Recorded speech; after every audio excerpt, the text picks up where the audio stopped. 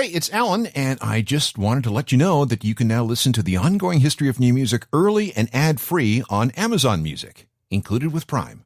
Hi there, it's Alan Cross, and for the next few weeks of the ongoing history of new music podcast, we're going back to revisit a series we did a little while ago called 100 Weird Things About New Rock. This is a 10-part series, and it explored a lot of topics, with each episode dealing with a particular brand of weirdness. Sex, the law, drugs, strange recordings, excess, road stories, bad behavior, and more. There's a lot that goes into the music that we don't always hear about, despite what you may hear on the internet. So it's kind of like my job to fill you in. You ready for some weirdness? Okay, but don't say I didn't warn you. If you're listening to this show, you are a music fan. Any arguments with that statement? I didn't think so. Fan is short for fanatic, a person who is extremely passionate and enthusiastic about something. It could be sports, it could be movies, it could be music. And fans tend to be reasonably uncritical about the objects of their affection. But all fanaticism, and we're using the proper dictionary terms here, is not the same. We can go from being a casual fan of something to being a devotee.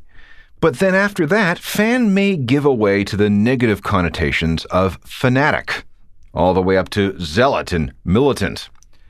This is where things get unbalanced, obsessive, and dangerous. Now, if you're a public figure, let's say, a famous musician, your whole goal is to attract fans. Your whole life is about finding people who really, really, really like what you do. The problem is, however, that with the good comes the weirdos. And this is where things can get very, very strange. This is part 3 of 100 Weird Things About New Rock. It's 10 tales of fans, stalkers, and the downright crazy. This is the Ongoing History of New Music podcast with Alan Cross. Welcome again, I'm Alan Cross, and we're working our way through 100 of the weirdest things that you will ever hear from the world of new rock and alternative music. Now, we're not saying that these are the weirdest things ever, because weird, of course, is in the ear of the beholder, but what you're about to hear will certainly make you look at your radio and go, what? This episode is all about fans and the extreme and sometimes dangerous lengths certain people have gone to be close to their favorite performers. We're going to begin with something reasonably harmless. And I say reasonably harmless only because, in comparison to the things that we're going to talk about, this one is mild. It has to do with the comparative sizes of various rock star units, if you know what I'm talking about. You know what? This is not gossip. Think of it as sharing intelligence. The concept of the rock and roll groupie is as old as music itself. And it really began to get interesting in about 1968 with the emergence of a Chicago woman named Cynthia Albritton. In high school, her art teacher gave the class an assignment. Take some plaster and cast something solid that could retain its shape. And suddenly she was hooked. Cynthia carved out a name for herself as a unique collector of a particular type of rock memorabilia. Her thing was getting plaster casts of rock star penises. She would ask, and if they allow it, she would take a mold of an attentive member, and, this is why we now call her by her professional name, which is Cynthia Plastercaster. Her collection includes Jimi Hendrix, Jello Biafra from the Dead Kennedys, and most of the band Pop Will Eat Itself. She also lists the people that she tried to cast, but who weren't, up to the task. And, to be fair, she also cast the breasts of willing women. There's actually a documentary film about her called Plastercaster. Kiss wrote a song about her called Plastercaster on their Love Gun album, and she continues to hold exhibitions of her works in art galleries. In fact, there's a rather elaborate website that uses Flash in an interesting way. Check out www.cynthiaplastercaster.com should you be so inclined to make sure there are no children in the room, and I probably wouldn't do it from a work computer, if you know what I'm saying. If you feel the need for something even more graphic, there's Donna's Domain. This is part of a website called Metal Sludge. It's a musician's review site that's been running since 1998 thanks to a big music fan named Donna Anderson. It rates stars by size and ability. And names are names. Almost 200 of them, all courtesy of groupies, ex-lovers, and the like. And they're very, very candid. Gavin Rossdale, the current Mr. Gwen Stefani, is apparently a very good kisser. Well, Lars from Metallica does not fare very well in terms of the ability to perform when required. Serge of System of a Down is, I'll just read you the quote. Reports are that Serge is a total sweetie despite looking like a freak. Gentle in bed. Makes you feel like he actually is making love to you, although not much concern for whether or not you have an orgasm. Condom user, and good for a few times in one session. Oh, and Trent Reznor? Well, he ranks an 8 out of 10, and is known to be fond of props, various battery-operated devices, and hot wax. You're welcome.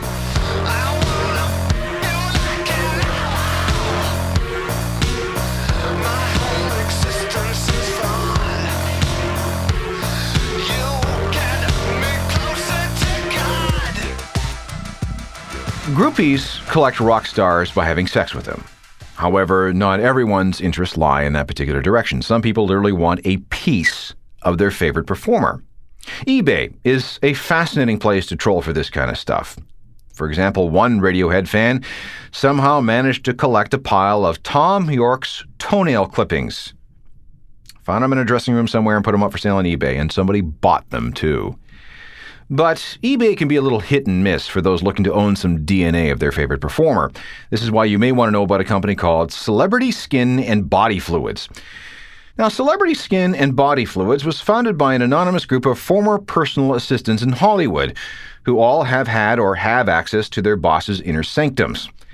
A quick browse through their musical inventory might turn up such things as the personal bacteria of Jane's Addiction guitarist and rock star supernova dude Dave Navarro. You can have some at $5.75 a batch. Now, they also had some bacteria from Michael Stipe of REM, but it's sold out. They did, however, have availability on dead skin cells from Michael for the low price of $12.75. But for the real fan, you may wish to invest in some fecal matter. Take Flea from the Chili Peppers. You can get a cubic inch or so of genuine flea poop for $27. But if you're a Smashing Pumpkins fan, Billy Corgan poop will run you $30. Maybe he really is anal retentive. There's a shortage. Why would anyone want any of this stuff? It's beyond me. Unless, of course, you were engaged in some kind of weird cloning experiment. But, hey, talk about a unique gift for the music fan in your life, huh?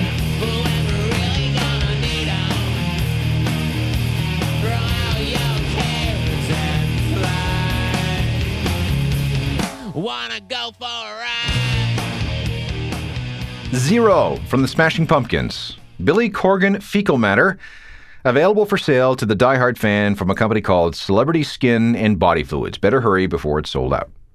Okay, now that's weird and disturbing.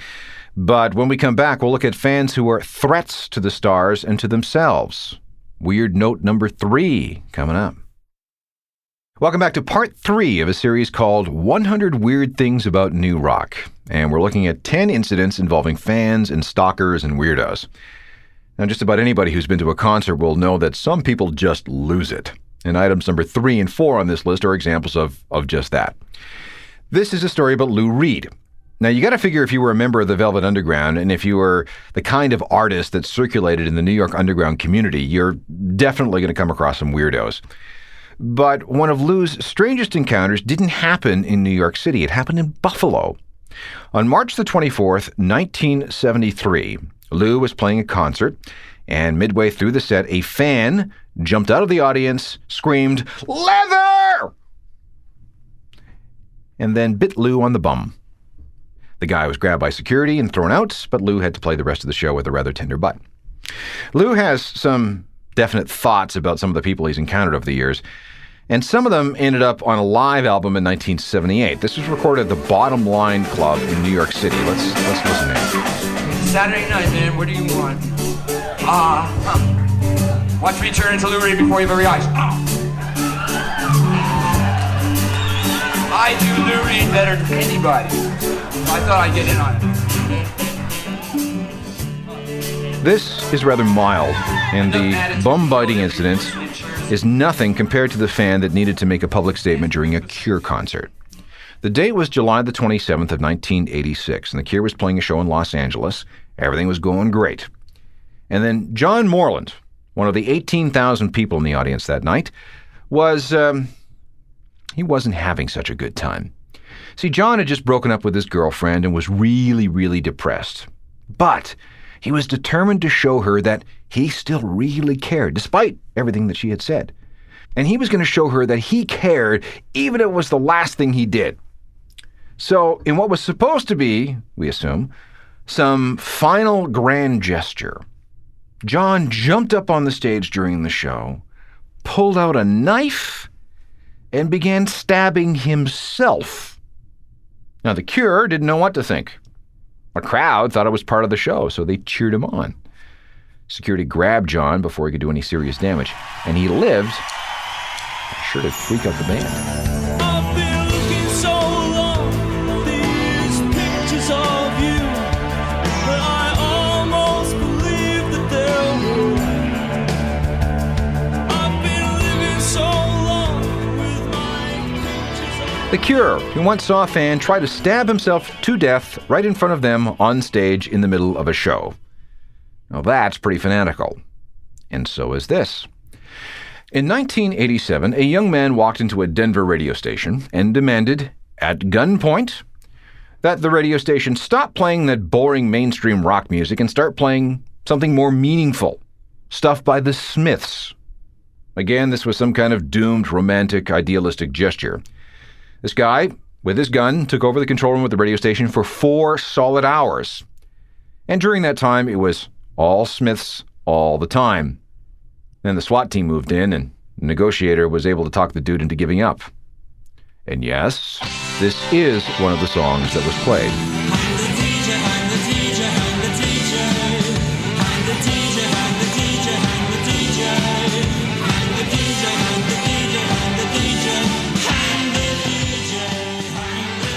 The Smiths, the band that prompted a young man to storm a Denver radio station with a gun and forced the radio station to play his favorite music, his favorite band, the Smiths, until he was threatened with death himself by the local SWAT team.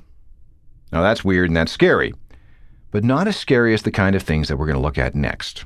Stories of stalkers and assassins coming up.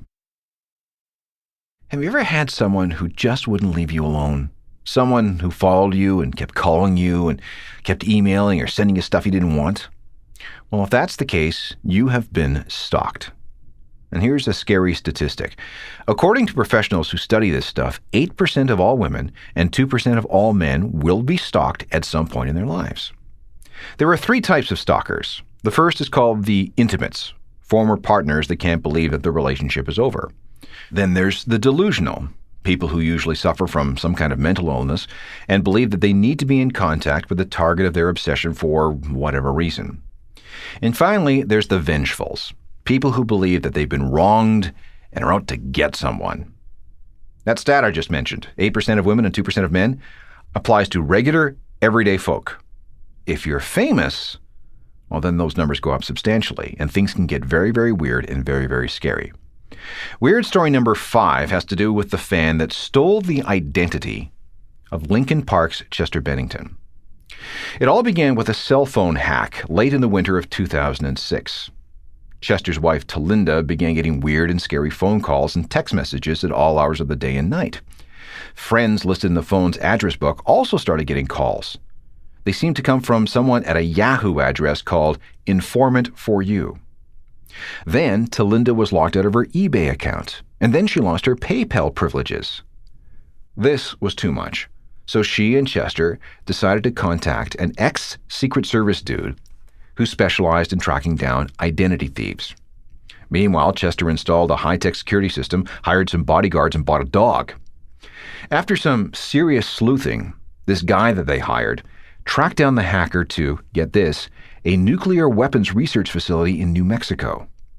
Digging deeper, this guy was led to a 27-year-old single mom named Devin Townsend, who lived in Albuquerque. She worked as a technologist in the lab at the research facility. Townsend's cyberstalking began when she discovered Chester's email address in a mass email that was accidentally sent out as part of a big message plugging a tattoo parlor that Chester co-owns in Tempe, Arizona. She used Chester's birthday and zip code to find Chester's .mac account. Once she found that, she just started guessing at passwords. It didn't take her long to crack everything because when she entered Charlie, which is Chester's middle name, she was in. And this is how it started. Email addresses, photos, street addresses, even things like social security numbers and cell phone accounts. So why did she do it? Well, number one, she was a fan. And number two, she was bored at her job. And after finishing her work each day, she had some super high-powered computers at her disposal. Townsend had so much access to the Benningtons' private life that she could have literally sucked all their money out of their bank accounts. But fortunately for Chester and Talinda, she did not. Townsend was arrested and charged with a variety of offenses. Everything you say to me takes me one step closer to the edge, and I'm about to break. I need a little room to breathe, 'cause I'm one step closer to the edge. I'm about to break. I find the answers aren't so clear. Like Chester Bennington, Eddie Vedder has had to deal with a very determined fan, except that this fan was definitely mentally ill. It was a long-term situation that was at its weirdest between 1994 and 1996. A woman had decided that all the songs Eddie had written for Pearl Jam were actually about her. She also believed that Jesus was the father of her two children, and that both kids were the product of rape. And because Eddie was actually Jesus, you can see where this is going. So physical threats were made towards Eddie, fences had to be erected, security systems were installed, bodyguards were hired 24 hours a day, the works. Rumors were that this woman had a gun. But then after this woman drove her car at 50 miles an hour right into Eddie's house, he decided that it was time to move away from his home in Seattle to someplace more inaccessible outside the city. Yes, there were legal proceedings, but little came of them. All of this was kept pretty quiet, but in the meantime, Eddie ended up with this reputation as a recluse and a hermit. But now you know why. And now you know what Eddie is talking about in this particular song. It's from the No Code album in 1996. Have a listen, and you'll get an idea of what Eddie was going through with his stalker at the time.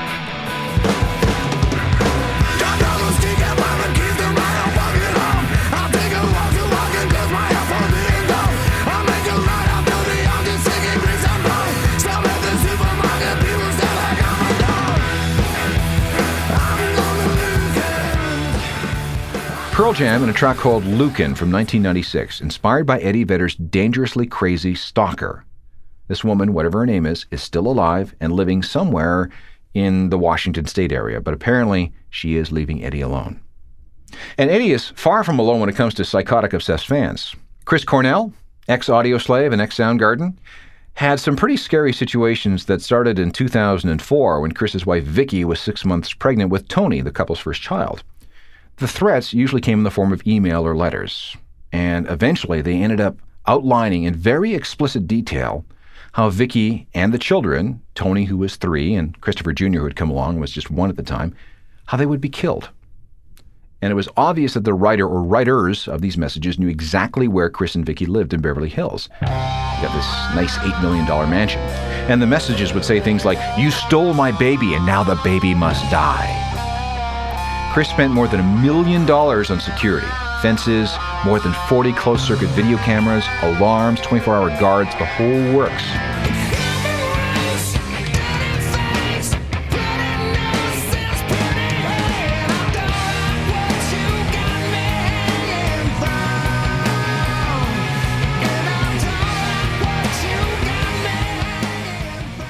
Soundgarden, featuring the psycho-besieged Chris Cornell. That's a rough situation, but it seems to be under control. On the other hand, it's quite possible that Bjork, everyone's favorite eccentric Icelander, is still around simply because of blind luck. On September the 17th of 1996, Scotland Yard intercepted a package at a South London post office that was addressed to her London home. Inside was a booby-trapped, hollowed-out book designed to spray sulfuric acid in the face of whomever opened it. The parcel had been sent from Hollywood, Florida by a 21-year-old guy named Ricardo Lopez, a former pest control worker from Atlanta. Lopez had been obsessed with Bjork for months. He had photos of her plastered everywhere in his apartment. But he was very upset that Bjork had been dating a series of black men, such as Goldie, the actor/DJ. And to Lopez, this was totally unacceptable. Bjork had to be punished. He tracked Bjork gossip for 9 months, documenting his obsession on videotape. And watching them, you can see this guy losing his mind. 2 of them were at least 11 hours long, and one of them showed him constructing the acid bomb. On a tape dated September the 12th of 1996, Lopez explained what he was going to do and held up a package for the camera. "I'm going to send her a package," he raved. "I'm just going to have to kill her. His mission? To send her to hell." The book was loaded, armed, and gift-wrapped. After a trip to the post office, Ricardo sat down in front of the camera, shaved his head, painted his nipples red, painted his lips black, and his face red and green. Lopez actually looked a lot like Marlon Brando's Colonel Kurtz in Apocalypse Now. Then, sitting completely naked, with this Bjork song playing in the background, he pulled out a .38 caliber pistol. And right there, on camera, at exactly 2:53 in the afternoon of September the 12th, he stuck it in his mouth and pulled the trigger. You are gorgeous, but I haven't met you yet. I remember, but it hasn't happened yet. So, how did Bjork escape being injured by a sulfuric acid-laced bomb? Well, by sheer fluke. Cops got to the booby-trap package before it was delivered, and here's how. Florida cops found Ricardo Lopez's body on September the 16th, 4 days after he shot himself. And when the CSI team moved in, they began going through all of the videotapes in the room. And when they watched the video that showed his suicide, which was the one helpfully labeled Ricardo Lopez Last Day, they saw him hold up the package to the camera, and he held it up there just long enough for the cops to get the address.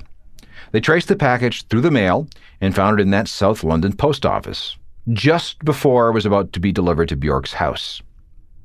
In 2000, a filmmaker named Sami Saif released a documentary called The Video Diary of Ricardo Lopez. It's some of the most chilling stuff that you will ever see. Here's a clip from that documentary. I want to be the biggest influence in her life, the most important person who changed her life more than anybody else, okay? The guy who took her life, okay? I am the angel of death for her. He's very hostile toward her. There's a hatred for her. There's a desire to torture her. By killing her, ironically, he can recreate in his mind an idealized image of her and then be with her. Our 10th and final Weirdo Fan story has to do with the time Bono was threatened with assassination. U2 has always been known for their human rights activism. Most people appreciate what they're trying to do and the message that they're trying to deliver. Most people. Some, however, don't appreciate U2's positions, especially those taken by Bono. So for him, the prospect of assassination has been quite real. Let's begin with rumors that Bono was on an IRA hit list for an anti-IRA speech he made from the stage in Denver on November the 8th of 1987. See, earlier in the day, 13 people were killed by an IRA bomb during a Remembrance Day parade. Then, on a 1992 tour, a serious assassination threat came via the FBI. U2 had been long outspoken supporters of the adoption of a national holiday honoring Martin Luther King. There were, however, some politicians who refused, including Arizona Governor Ed Meacham. The threat seemed to indicate that Bono would be shot the next time they played Arizona. That was scheduled for October the 24th, 1992 at Sun Devil Stadium in Tempe. And if it was going to happen, it was probably going to happen right during Pride in the Name of Love, which of course is all about Dr. King's assassination in April of 1968. This is what the threat said. In fact, the FBI took the threat so seriously that they advised U2 not to play the gig. When U2 refused, the FBI suggested that they simply drop Pride from the set. But Bono was against doing that, too. He insisted that they do it regardless of the threat. So they did it. But Bono sang the whole thing with his eyes closed, trying to concentrate on the lyrics. And when the song finished, he was still alive. He opened his eyes to see Adam Clayton standing right in front of him ready to take any kind of assassin's bullet.